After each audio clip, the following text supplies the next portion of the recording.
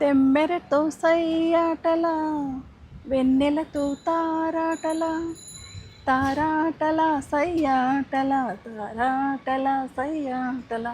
మరి తెమ్మెరతో సయ్యాటలు చాలా బాగుంటాయి కదండి.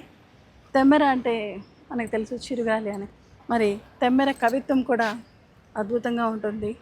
ప్రముఖ సాహితీవేత్తలు, బహుముఖ ప్రజ్ఞాశాలి శ్రీ సుధామ గారు రాసిన తెమ్మెర కవిత్వ సంపుటి నుంచి మీకు ఇప్పుడు ఒక మంచి కవితను వినిపిస్తాను. కవిత శీర్షిక గణతంత్రం. మదించే సముద్రంలో ముందు విషమే విషయం, దృగమింగే శంకరమే శివం. సత్యం ఎప్పుడు సత్యం, పంపకం కోసమే పట్టుదల. కష్టం సమానమే అయినా ఫలితం యోగ్యతలను బట్టి నియంత్రించడానికి ఒక నిర్ణాయక మోహిని.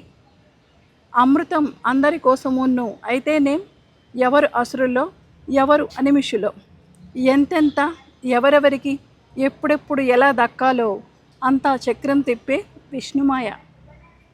5 వేళ్ల సమానత్వ సామెత. కాలం కవ్వం ఎంత కవ్వించి చిలికినా చిలికి చిలికి గాలివానలు తప్పవు. గాలివానలో వాన నీటిలో పడవ ప్రయాణాలు తప్పవు.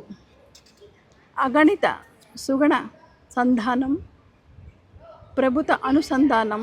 ఎప్పటికైనా గెలిచేది గణతంత్రమే, రణతంత్రం కాదు. అద్భుతంగా ఉంది కదండి. ఎప్పుడైనా గెలిచేది ప్రేమే కానీ పగా ద్వేషము యుద్ధం ఇవన్నీ కాదు అని చక్కగా ఈ కవితలో మనకి తెలియజేశారు సుధామ గారు.